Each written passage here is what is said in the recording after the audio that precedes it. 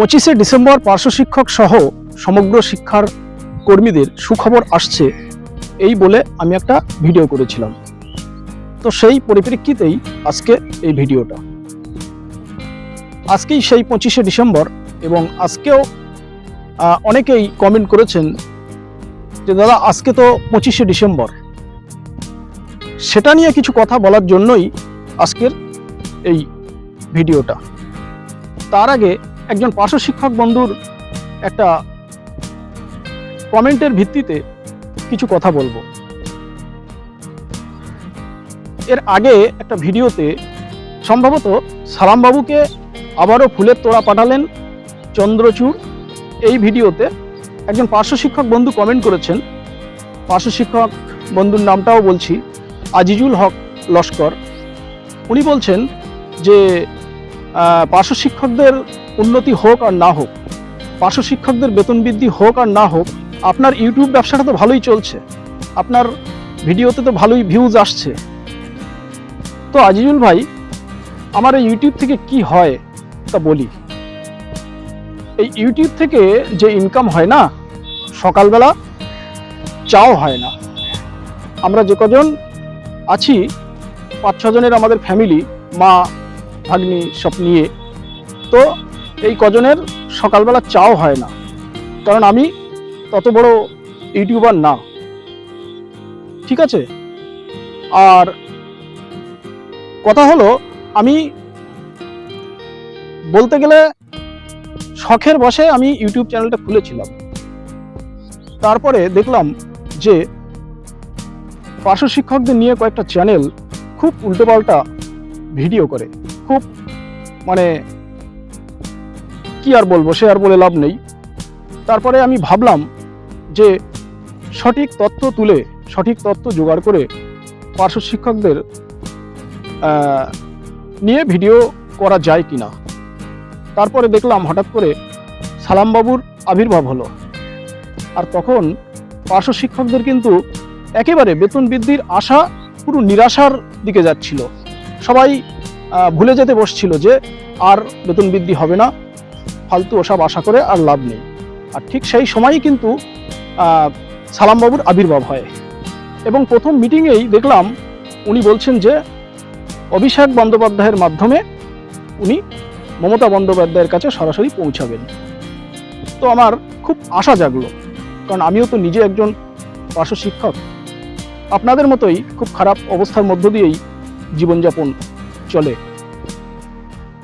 তো ওনার নিয়ে ভিডিও আমি শুরু করলাম যে না, সরাসরি যেহেতু মুখ্যমন্ত্রীর কাছে পৌঁছাবেন বলছেন, তাহলে তো অবশ্যই ভালো দিক, কারণ একমাত্র বেতনটা বৃদ্ধি করবেন কিন্তু মাননীয় মুখ্যমন্ত্রী। তারপরে ওনাকে নিয়ে ভিডিও করলাম। যাই হোক, সালামবাবু এতদিনে মমতা বন্দ্যোপাধ্যায়ের কাছে পৌঁছতে পারেননি। মুখ্যমন্ত্রী মমতা বন্দ্যোপাধ্যায়ের কাছে পৌঁছাতে না পারলেও তিনি নবান্ন পর্যন্ত পৌঁছেছেন।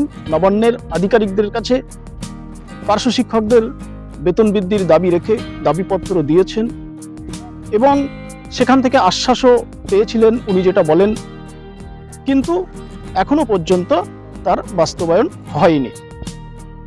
মানে সেদিক থেকে বলা যায় আপাতত মানে ফেইলরের পথে। এক্ষুনি যে ফেইলর সেটাও বলা যাবে না, কারণ এখনো হয়তো কিছুদিন সময় আছে। তারপরে ভোটের আগে যদি না হয় তাহলে বুঝতে হবে যে ফেইলর। আর এখন উনি যেহেতু ওখানে আবেদন নিবেদন করেও কোনো ফল হয়নি এখনো পর্যন্ত, তো এখন উনি আন্দোলনের কথা বলছেন। অনেক সংগঠনের সঙ্গে যৌথ আলোচনা চলছে, রণকৌশল সাজানো হচ্ছে আন্দোলন রাজপথে নামার জন্য। উনি যেটা বলেছেন যে পরবর্তী পদক্ষেপ হবে বিধানসভা অভিযান, নবান্ন অভিযান।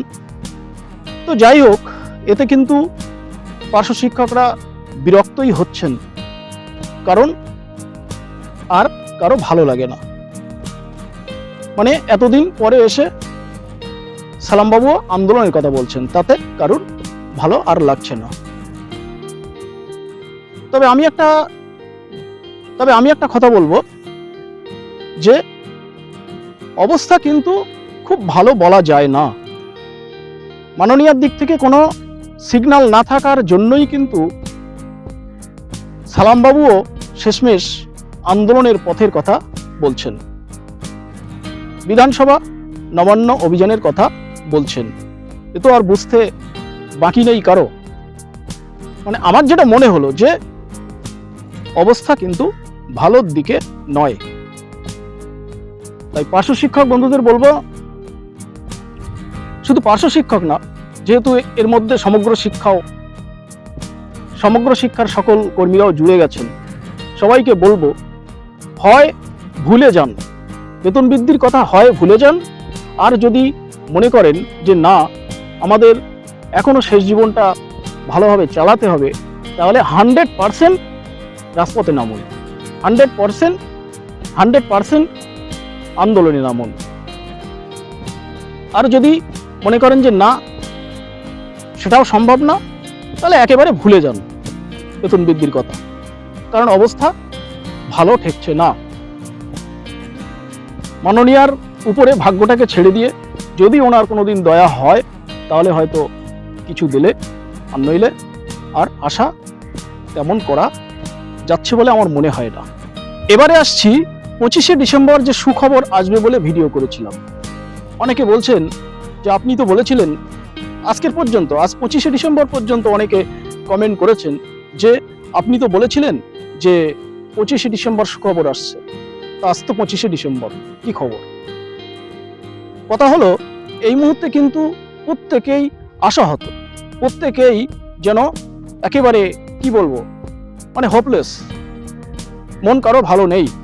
তো আমি ইতোমধ্যে নবান্নে যাতায়াত আছে এমন একজন পার্শ্ব শিক্ষক নেতৃত্ব, তার কাছে আমি জিজ্ঞাসা করলাম যে পার্শ্ব শিক্ষকরা তো পুরো আশাহত, তো এই মুহূর্তে কোনো খবর আছে কিনা, বেতন বৃদ্ধির কোনো আশা আছে কিনা। তা উনি আমাকে বললেন যে 25শে ডিসেম্বর একটা খবর হওয়ার কথা আছে। তো শুনে খুবই ভালো লাগলো, কারণ আমিও কিন্তু আপনাদের মতো খুবই সমস্যার মধ্যে আছি। তো 25শে ডিসেম্বর একটা সুখবর আসতে পারে, এরকম খবর শোনার পরে আমার খুবই ভালো লাগলো, মানে কিছুটা যেন স্বস্তি পেলাম। কারণ বেতনটা বৃদ্ধি হলে না সব থেকে সুবিধা হবে আমার, কারণ আমি খুবই কষ্টের মধ্যে জীবনযাপন করি। সে বলে আর লাভ নেই, কারণ আপনারা সকলে জানেন আমাদের এই রোজগারে চলতে কত কষ্ট হয়।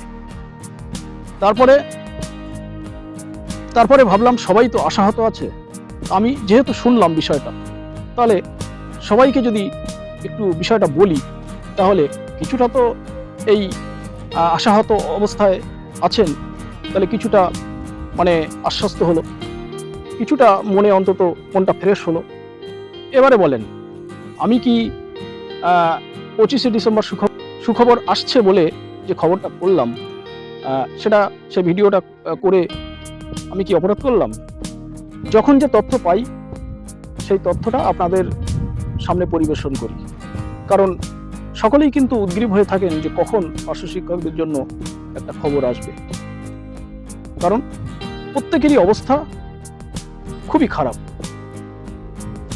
খারাপ। একদম শেষে বলছি, সালাম স্যার পর্যন্ত আন্দোলনের কথা বলছেন, বুঝতে পারছেন তো অবস্থা কতটা খারাপের দিকে।